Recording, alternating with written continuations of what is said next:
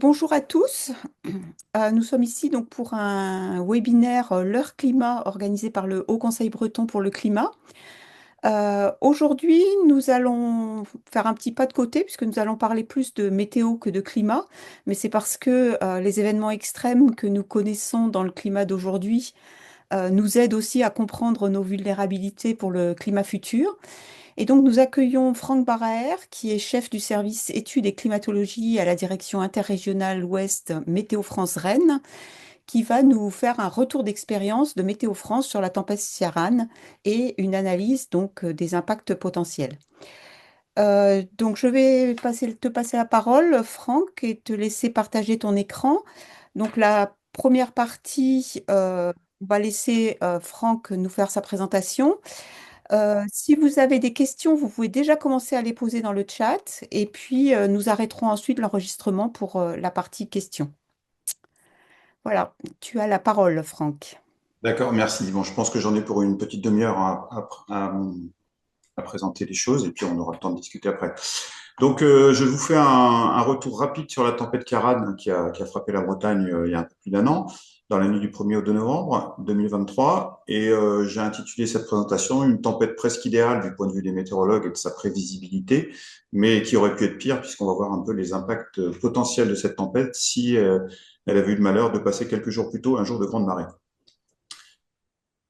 Rapidement, la chronologie de la gestion opérationnelle, donc la tempête vue des services de Météo France, hein, à J-6, J-7, une semaine avant, on avait déjà des premiers signaux alarmants qui apparaissaient dans nos modèles de prévision avec une grosse incertitude quand même, puisqu'on était à 7 jours de l'événement. Mais ceci dit, on avait coloré la carte de vigilance prochain jour qui est accessible sur le site de Météo France en disant qu'il y avait un risque potentiel de tempête à l'échelle de la France pour 6-7 jours plus tard. Le dimanche 29 octobre, il y a un signal qui devient de plus en plus fort dans les modèles déterministes et les modèles probabilistes. Donc là, on a réussi à cibler le risque plutôt pour le quart nord-ouest de la France. Et à partir du lundi 30, là, on a un signal qui devient beaucoup plus fort pour la Bretagne avec un risque de tempête marqué pour 3 jours plus tard. Donc là, on commence à alerter nos partenaires sécurité, les préfectures, la zone de défense. On fait des conférences avec nos clients commerciaux également. Et donc, à partir du mardi 31, les choses se précisent. La vigilance orange est lancée dans un premier temps, mais dans le texte qui accompagne la vigilance orange, on explique qu'il y a un risque très fort de passer en rouge pour la nuit de mercredi à jeudi. Ce qui se confirme, donc le soir, on alerte les autorités. Ce qu'il faut savoir, c'est que la vigilance rouge, il n'y a pas que Météo France qui entre en jeu dans la décision, il y a aussi les autorités au niveau de l'État. Donc, il y a des discussions entre les permanenciers à très haut niveau pour décider de ce passage en rouge. Voilà, donc la carte, vous la connaissez. Donc, on a colorié en rouge le département du Finistère, les Côtes-d'Armor et le département de la Manche, avec une petite hésitation sur le Morbihan, mais finalement, on l'a laissé en orange et je pense qu'on a bien fait. Les choses se passent dans la nuit du 1er au 2 avec une incertitude qui est vraiment faible. Hein. On était sûr de notre coup, c'est rare, mais ça arrive. Et puis, on renforce toutes nos équipes, on double le service de nuit. Et moi qui étais en vacances dans le Finistère, il n'était pas question que je rate ça, donc je rentre dardard pour gérer la situation le mercredi 1er novembre. Voilà. Puis après, la suite des événements, vous les connaissez. Alors, un petit focus sur les prévisions. Donc là, c'est pour vous montrer un petit peu que, de notre point de vue, Ciaran était la tempête idéale. À gauche, vous avez la prévision d'ensemble d'arpèges. Hein. Donc, la prévision d'ensemble, en quelques mots, c'est un système qui permet de prendre en compte l'incertitude en modifiant un petit peu les conditions initiales dans le modèle météo, en changeant un petit peu sa physique. Et donc, au lieu d'avoir une seule solution, on a une trentaine de solutions. Et là, ce qu'on voit clairement, c'est que le tir est parfait puisque toutes les solutions de la dépression convergent vers la pointe sud-ouest de l'Angleterre. Donc, c'est très rare qu'on ait un tel consensus dans l'arrivée d'une dépression qui circule à grande vitesse. Et c'était le cas pour Ciaran, ce qui nous a donné une très bonne confiance dans nos prévisions et ce qui nous a permis de déclencher la vigilance rouge 36 heures à l'avance. À droite, vous avez d'autres exemples de ces prévisions d'ensemble sur d'autres dépressions. Alors, j'ai pris une dépression un peu au hasard le 16 novembre, je ne sais plus quelle année c'était, mais vous voyez que là, il y a des runs, comme on dit dans notre jargon, qui prévoient la dépression centrée sur Paris, d'autres elle est centrée sur Londres, d'autres elle est centrée sur la Manche. Donc, évidemment, selon la position de la dépression, les vents associés sont pas les mêmes, les précipitations associées sont pas les mêmes non plus. Et donc là, on est dans une incertitude totale et pourtant, on n'est qu'à 15 heures avant l'événement. Donc, ça arrive parfois que l'atmosphère soit quasi imprévisible, même à 15 heures d'échéance. Et tout en bas, un autre exemple, alors ça c'est la tempête Caetano qui a touché le sud de la Bretagne le 21 novembre. Donc là, vous voyez que le tir est un petit peu allongé, donc il y avait une incertitude dans la chronologie et dans l'intensité de la dépression. Donc dans ce cas-là, on a lancé une vigilance orange pour le sud-Bretagne, mais simplement une douzaine d'heures à l'avance. Donc parfois on peut annoncer les choses très longtemps à l'avance et parfois il faut attendre un peu pour que les éléments se précisent. Donc la prévision probabiliste, c'est vraiment un complément très important en matière de gestion de risque dans notre climat.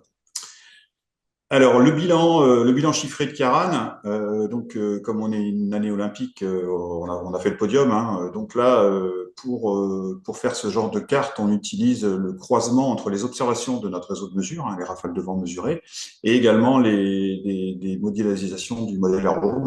Donc mesures servent à recalibrer le modèle si le modèle est trop fort ou trop faible. Et en termes de spatialisation, c'est la spatialisation du modèle Arrow qui est utilisée. Donc, ça permet d'avoir un classement tout à fait objectif des tempêtes depuis 1981. Donc, le podium breton, l'ouragan de 1987, qui avait touché toute la Bretagne dans son ensemble, avec des vents qui avaient dépassé les 200 km/h sur les pointes. Donc là, ça reste de très loin, je dirais, l'événement le plus important des 50 ou 60 dernières années en Bretagne, voire même plus. La tempête Kiaran, elle arrive en deuxième position en termes d'intensité et de nombre de kilomètres carrés impactés, hein, avec des vents qui étaient presque aussi forts que ceux de l'ouragan de 87. Je vais donner un bémol juste après. Mais par contre, en termes de zones touchées, on voit qu'il y a, on va dire, à peine la moitié de la Bretagne qui a été touchée fortement, mais l'île-et-Vilaine a été épargnée, une bonne partie du Morbihan aussi. Donc, c'était vraiment un événement qui a touché essentiellement le Trégor, l'intérieur des Côtes d'Armor, une toute petite partie du Morbihan et surtout le Finistère, et notamment les 2 tiers nord du Finistère. Donc, voilà pour le podium. Alors, en bas, vous avez un autre classement qui concerne la Bretagne, en bas à droite, c'est l'indice de sévérité. Donc, c'est un indice, alors je ne sais plus comment il est calculé, mais on utilise en fait le kilométrage, la surface touchée par des rafales de 100, 120, 140, 160 km/h. Donc, clairement, l'ouragan de 87, il reste très largement en tête. Et Kiaran est, en termes de zones touchées, à peu près à égalité avec Lothar, donc la première tempête de Noël 99, mais que j'ai pas détaillé, donc qui arrive avec la médaille de bronze. C'est un événement qui avait touché essentiellement le pays de Saint-Brieuc, l'est des Côtes-d'Armor et le nord de l'île-et-Vilaine. Donc, il y avait, en termes spatial, était moins étendu que l'ouragan de 87. Et puis derrière, quatrième place, c'est le Hertha le 3 février 1990 et Daria le 25 janvier 1990. Donc, vous voyez qu'en quatrième et cinquième position, on a 2 tempêtes bretonnes qui étaient espacées de simplement une semaine. En 1990, qui était une année très active.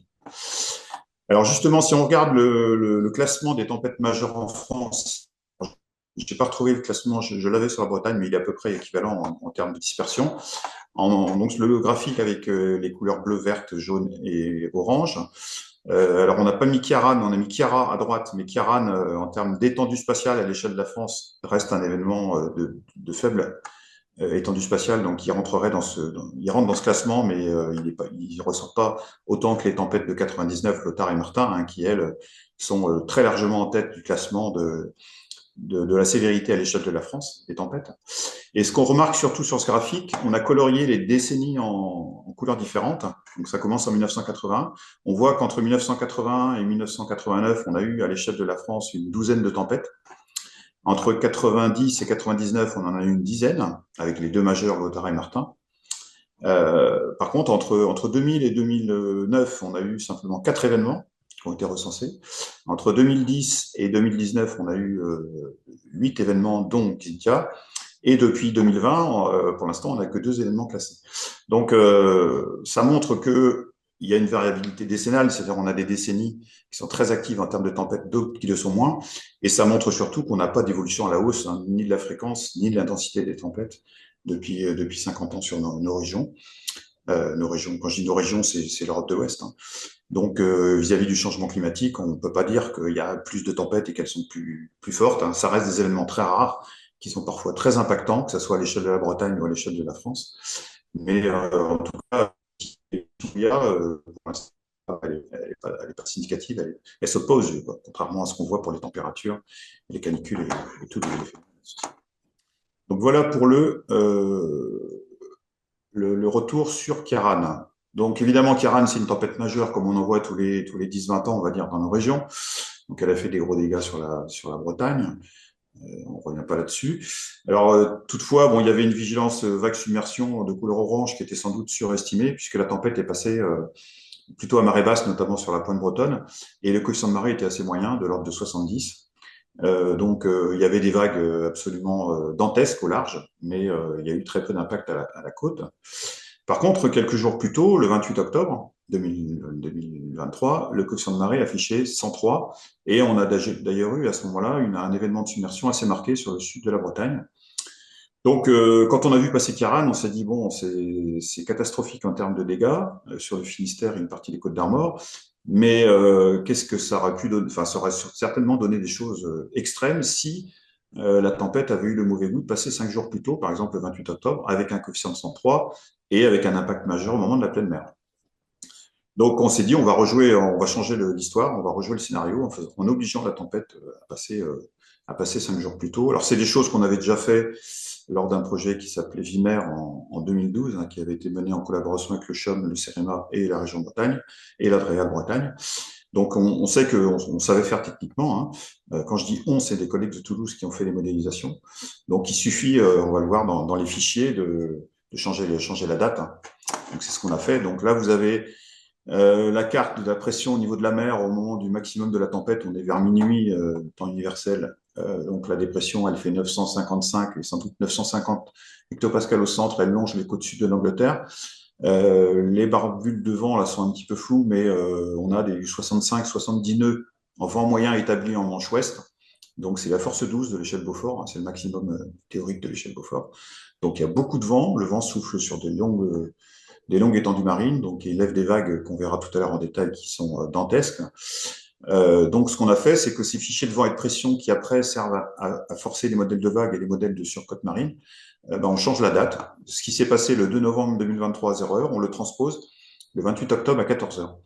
Alors bon, la transposition, elle a été faite par nos collègues de Toulouse après un peu de tâtonnement, hein. Ils ont transposé, ils ont essayé moins 108 heures, moins 106 heures, moins 104 heures. Et c'est avec le moins 106 heures qu'on avait les impacts les plus forts. Donc c'est ce qu'on a conservé dans ce que je vous présente aujourd'hui. Et donc évidemment, ce décalage, on l'a appliqué non seulement le 2 novembre à 0h, mais on a décalé toute la tempête, hein. Chaque fichier a été décalé de moins 106 heures. Donc, on obtient au final des nouveaux forçages de vent et de pression atmosphérique qu'on a transposés dans le temps. Et ça nous permet de remodéliser des vagues avec le modèle WaveWatch 3, qui est le modèle le plus fin qu'on ait en termes de vagues et de houle. Et puis le modèle AICOM, qui était l'ancien modèle de niveau marin, puisque maintenant on a un nouveau modèle qui s'appelle Tolosa. Et donc ces modèles, on les a utilisés en configuration habituelle, sans forcer à la résolution horizontale. Donc au final, avec notre histoire qui a été revisitée, on obtient des vagues modélisées heure par heure, et puis des niveaux marins avec des surcotes marines qu'on combine à la marée du 28 octobre pour obtenir des niveaux marins théoriques qu'on aurait pu atteindre si cette tempête était passée 5 jours plus tôt. C'est bon, je peux continuer?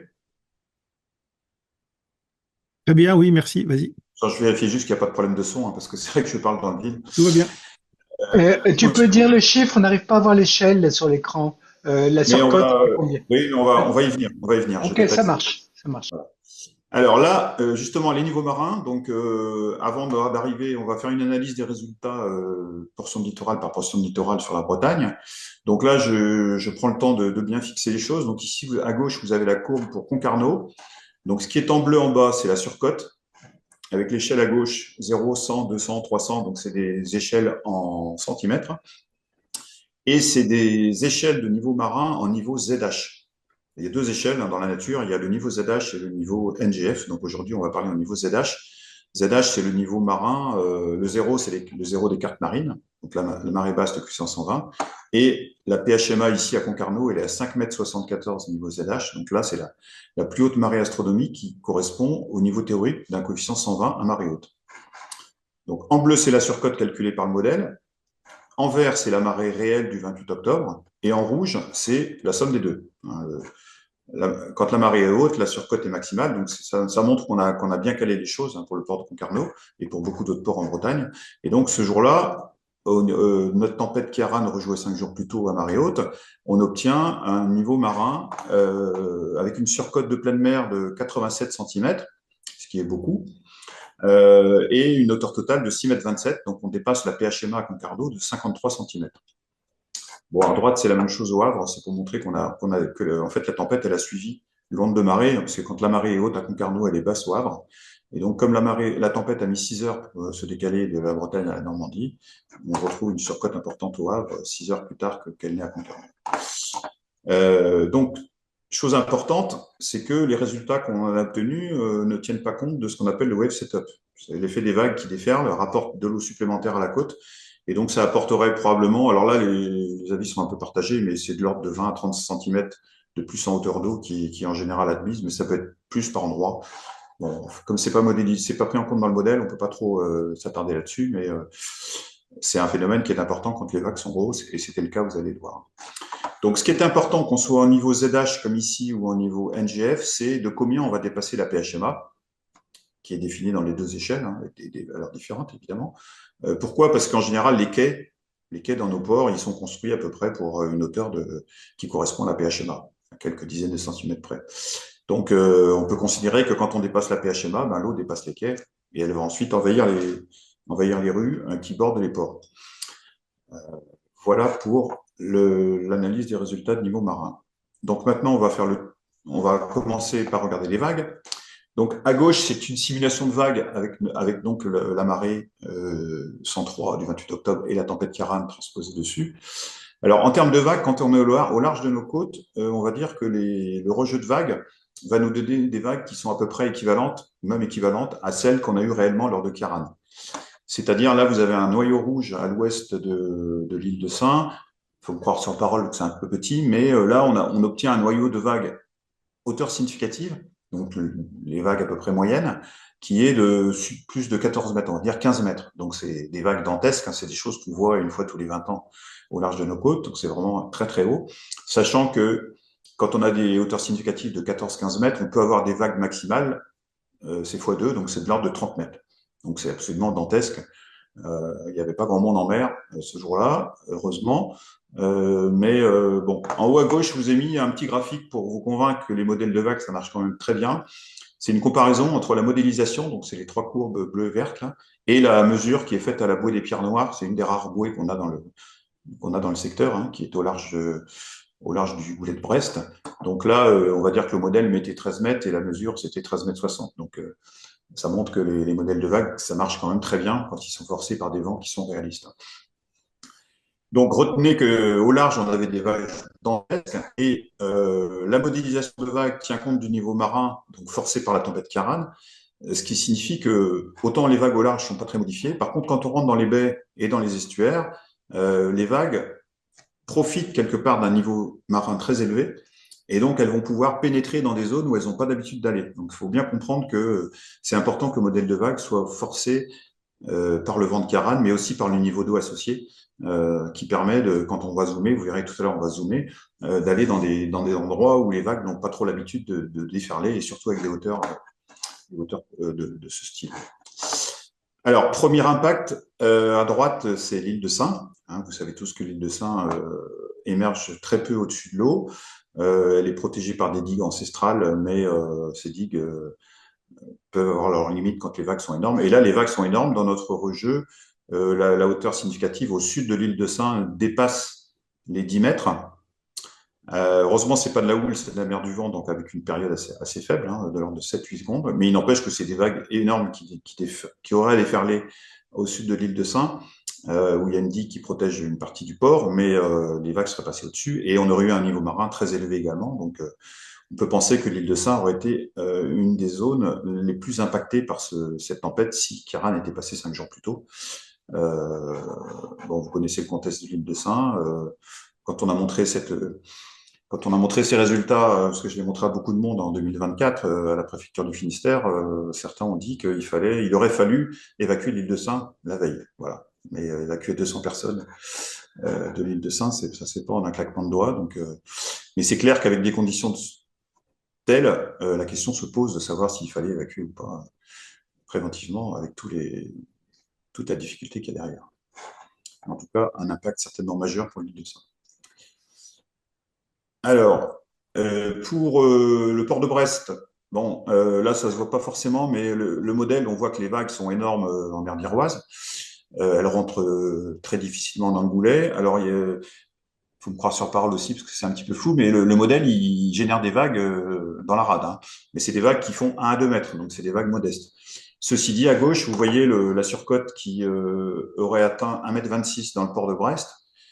Pour rappel, en 1987, la surcote maximale mesurée était d'1,45 m, donc on est presque au taquillère en termes de surcote, et avec donc une PHMA dépassée de 45 cm dans le port de Brest, avec un éventuel petit wave setup, mais comme les vagues sont pas très grosses dans la rade, ça aurait été un impact. Enfin, le wave setup aurait été moins important que sur les zones qui sont exposées au grand large et aux grosses vagues, mais il n'empêche que dans le port de Brest, il y aurait certainement des impacts importants dans ce type de conditions.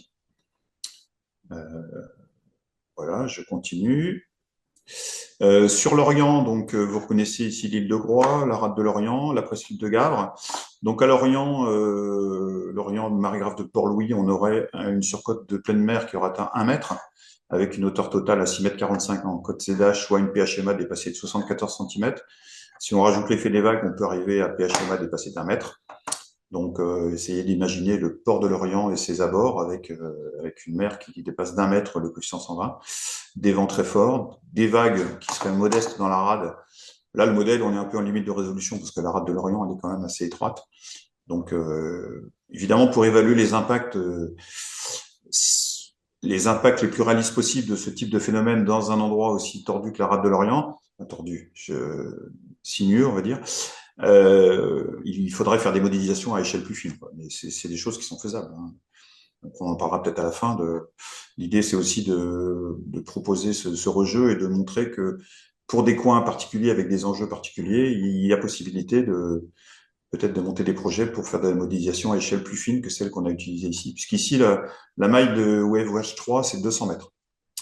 Alors l'autre secteur qui est bien connu à l'Orient, c'est la presqu'île de Gavre. Donc là, on voit que les plus grosses vagues, 10 mètres, un tiers, elles restent au large de l'île de Groix quelque part. Bon, du côté de l'Armor Plage, on a des impacts importants. Hein. Si les gens font du surf dans ce secteur-là, c'est que là où les vagues, elles rentrent bien.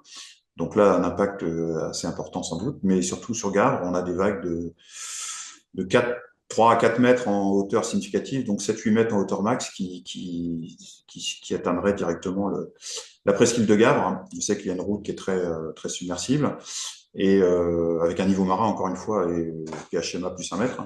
Donc les impacts certainement très importants sur la presqu'île de Gavre. Alors je continue. Le golfe du Morbihan et la baie de Quiberon. Donc là, aussi à l'entrée droite du golfe. Là, on aurait une hauteur sur côte de pleine mer de l'ordre d'1 mètre, une PHMA dépassée de 70 cm plus l'effet des vagues. Donc, en gros, on arrive à PHMA plus 1 mètre. Au niveau des vagues, évidemment, à l'ouest de la côte sauvage de Quiberon, là, on a des vagues gigantesques, mais il y a relativement peu d'enjeux, sauf peut-être ici sur l'isthme de Penthièvre, où il y a une route qui passe très près de l'eau, quelque part. Hein, et comme c'est une isthme, on peut imaginer. Alors là, le modèle nous fait passer des vagues par-dessus. Vous voyez qu'il y a une flèche. Évidemment, c'est un artefact Mais on peut se poser la question quand même, avec des niveaux d'eau si hauts et des vagues si grosses, si la mer ne pourrait pas passer l'isthme de Penthièvre. Hein, la question se pose. Après, dans la baie de Quiberon, les vagues ont du mal à rentrer. Dans le golfe, le modèle nous met quelques vagues, mais comme il n'y a pas de fetch, même si le vent est très fort, les vagues ne sont pas si grosses que ça, mais elles ne sont pas non plus négligeables, hein, de l'ordre d'1 mètre. Et qu'est-ce que je voulais dire? Oui, du côté baie Arzon, là, il y a certainement des impacts significatifs. Et après, la question, c'est, là, on connaît bien le marégraphe du Prosti, donc à l'entrée du golfe. On sait que le modèle de surcote est très bon pour le Prosti. Par contre, dans le golfe, il se passe sûrement des choses intéressantes avec des conditions météo-océaniques aussi forcées. Donc, je sais que Van Aglo est en train d'étudier l'installation de 2 marégraphes dans le golfe pour essayer de comprendre un peu comment le niveau d'eau. On sait qu'il y a un forçage de niveau d'eau à l'entrée du golfe.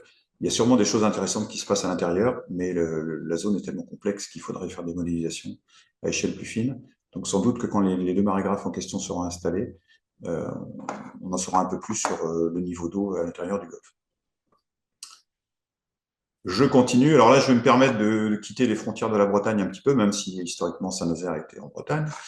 C'est juste pour vous montrer l'impact dans un estuaire. Donc là, on a l'estuaire de la Loire, la ville de Saint-Nazaire, le port de Saint-Nazaire est ici à l'entrée. Ici, la presqu'île du Croisic, la baie de la Baule. Donc, des grosses vagues. Alors, on est quand même, je rappelle, passé sur le sud de l'Angleterre, mais il n'empêche qu'on a un impact important. Des vagues qui font 6-7 mètres au large du Croisic, donc certainement un impact important. Et un niveau marin très élevé à Saint-Nazaire. Alors là, c'est à Saint-Nazaire qu'on a la surcote la plus forte. Enfin, après, vous verrez Saint-Malo, c'est encore plus, mais une surcote de pleine mer d'1,58 m, une hauteur totale de 7,78 m. Vous voyez qu'on dépasse la PHMA d'1,20 m, plus l'effet des vagues. Donc là, on peut imaginer qu'on dépasserait la PHMA de 1,40 m peut-être, ce qui est énorme. Imaginez les quais de Saint-Nazaire submergés d'1,40 m d'eau avec des vagues qui rentrent dans le port. Ça peut faire des dégâts très très significatifs, d'autant plus qu'évidemment sur le port de Saint-Nazaire, il y a des intérêts économiques très importants avec les chantiers de l'Atlantique. Alors j'ai oublié quelque chose juste avant, je reviens, excusez-moi. Quelque chose d'important, c'est ici en bas, puisque le 28 octobre, il y a eu la dépression Céline qui est passée au large de nos côtes, qui a donné un coup de vent avec des vagues relativement modestes, mais une surcote importante, puisqu'à l'île d'Ars, on avait dépassé la PHMA de 30 cm. À gauche, vous avez une photo de l'île d'Ars, je crois que c'est un chantier ostréicole, avec déjà de l'eau qui avait envahi une partie de l'île d'Ars, notamment le camping, et puis cette zone conchilicole ou ostréicole. Et donc là, on était à PHMA plus 30 cm, avec des vagues relativement modestes. Vous imaginez la même photo avec une PHMA dépassée de presque 1 mètre, des vagues plus grosses, des vents plus forts. Donc ça donne un peu une idée de l'impact qu'on aurait pu avoir. Alors, Saint-Nazaire. Du Saint-Malo, t'es passé très vite, là, j'ai pas Ah vu. non, non, mais j'y viens à Saint-Malo. Hein. C'est parce que je suis revenu en Bon. Amérique. Donc là, on est toujours sur Saint-Nazaire.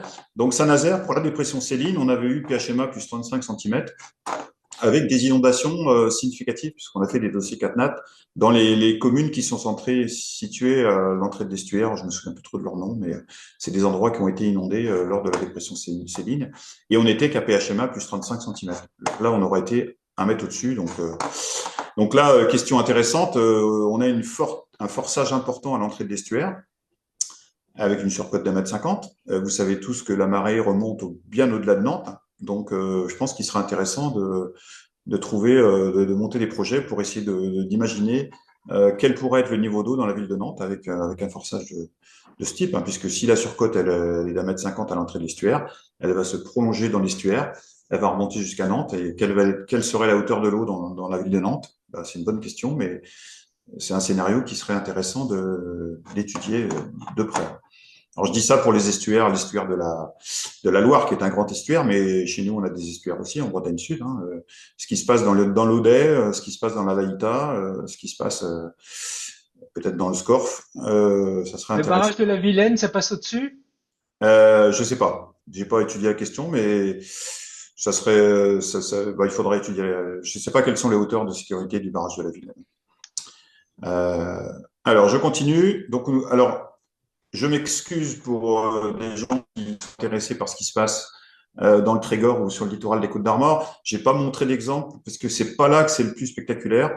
Les vents étaient ouest-sud-ouest, donc on sait que le littoral des Côtes-d'Armor est plutôt exposé à des problèmes quand le vent vient de la mer, donc quand le vent vient du nord, comme c'était le cas en 1996, comme ça a été le cas il y a 15 jours lors de la tempête Darag, hein, qui a donné quand même des très grosses vagues en Manche.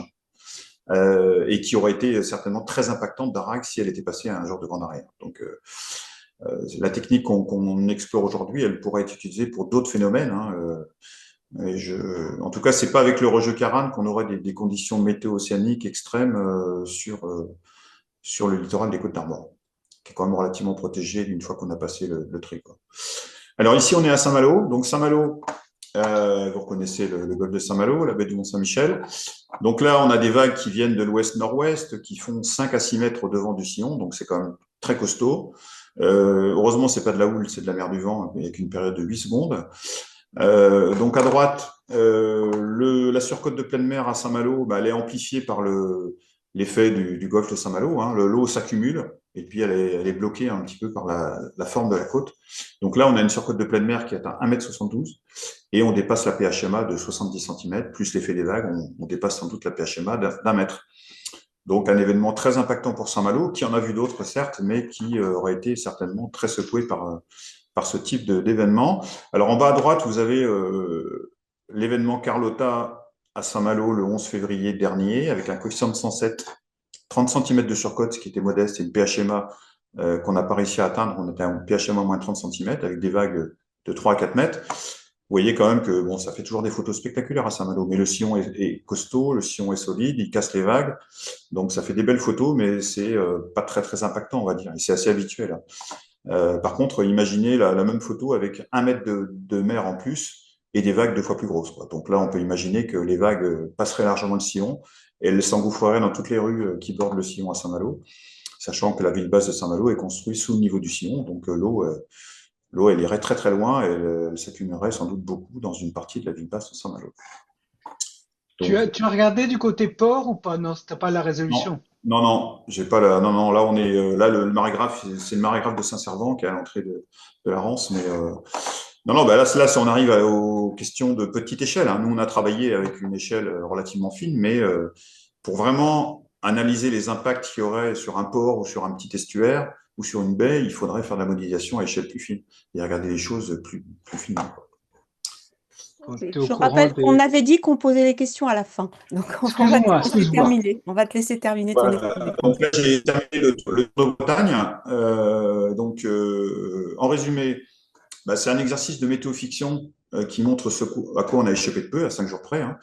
Évidemment, cette méthode bah, qu'on avait un peu inventée en 2012 lors du projet Vimer, moi j'y crois beaucoup et je pense que ça pourrait être utilisé pour d'autres événements, hein, une météorologie combinée où on modifie un petit peu un paramètre pour là le paramètre qu'on a modifié c'est la marée, mais pour essayer d'évaluer les impacts de phénomènes extrêmes, hein. Donc l'événement, qu'on a simulé, il est potentiellement majeur sur tout le littoral atlantique, hein, en gros du nord de la Vendée jusqu'au Havre.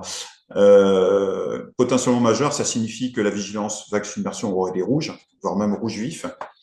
Donc les autorités auraient eu à gérer à la fois un événement rouge tempête, donc des vents très violents, mais également un événement rouge submersion. Donc c'est quand même quelque chose de compliqué à gérer quand on a deux phénomènes combinés qui sont à gérer en même temps.